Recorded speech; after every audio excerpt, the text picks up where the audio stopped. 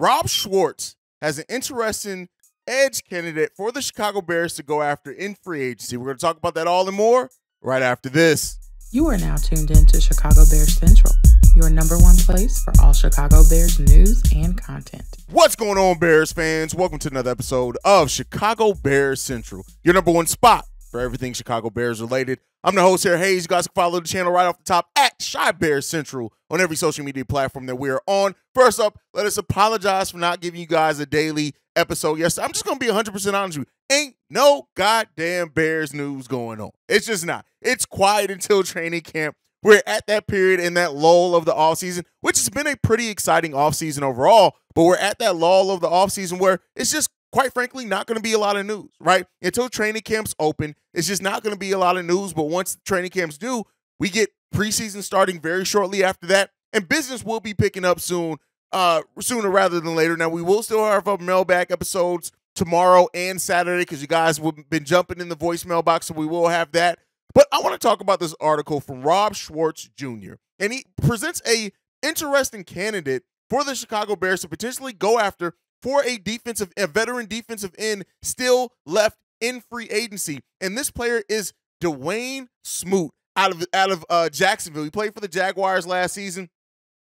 Has a pretty damn good, solid career. Now, he is coming off an injury, right? And that's part of the reason why he is still out there. It looks like he's on ahead of schedule, according to the latest ones, to return from that injury. But hey, the Jaguars did not retain him because of that, and he could be available at a discount. Now, when you look at Dawuane Smoot and his averages over the course of the last 3 seasons, that's what we're going to focus on. So in 2019, he played 16 games. He had 6 sacks, 17 tackles, 11 of those being solo. In 2020, he had 25 total tackles, 20 of those being solo, and 5.5 sacks. Then in 2021, he had 36 tackles, 20 of those being solo, and 6 overall sacks in that amount of time. Now, again, that's not world beater numbers or anything like that. And then when you look at last year in 2022, he also had 21 total tackles,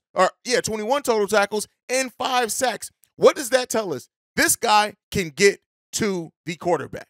That's what it tells us, right? Again, nobody's saying that it's amazing numbers, that these are world-beating numbers, anything like that, but they are at least numbers that you can look at and say, I see how that skill set can fit in for the Chicago Bears, considering that they could be needing some edge depth help. Now, I've told you guys before, I do think that it's unlikely that the Chicago Bears are going to go after a veteran edge at this point. I do kind of think and expect them to really look at what they have in training camp, maybe even a couple of preseason games, and then they may make a move. When you look at some of the veterans that are out there, Yannick Ngakoue, Dawuane Smoot added to that, I don't really see those players making a move before then. So the Bears could even look at 1-2 preseason games before they made a choice, and if they feel comfortable, maybe, unless things go left by the trade deadline, we could just operate with the defensive line that we have.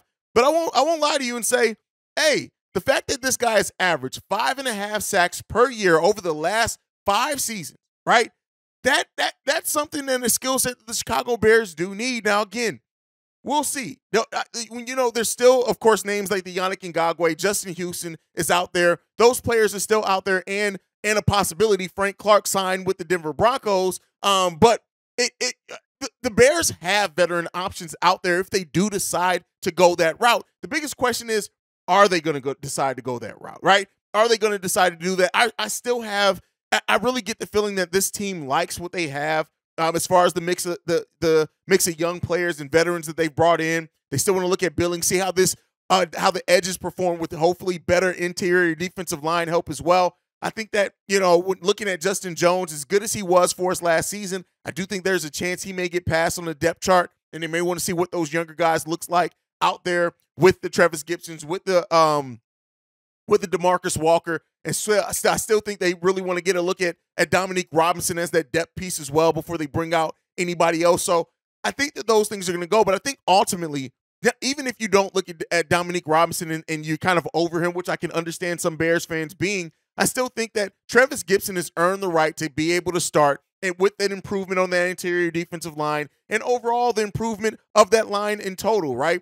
bringing in Walker on the other side of him. I think that Travis Gibson is going to deserve that chance. So a lot of the things and articles you may hear about the Bears trying to bring in a starting level edge, I just don't know if that's the route it's going to shake out, because I just get the feeling that this team is going to want to take a look at it in total. So, we'll see. We'll see. We didn't get very many updates as far as the Arlington Heights situation either. We did get Kevin Warren. He's doubled down. Like, they are really going to explore every other option ahead of them. Some other places have opened up their doors.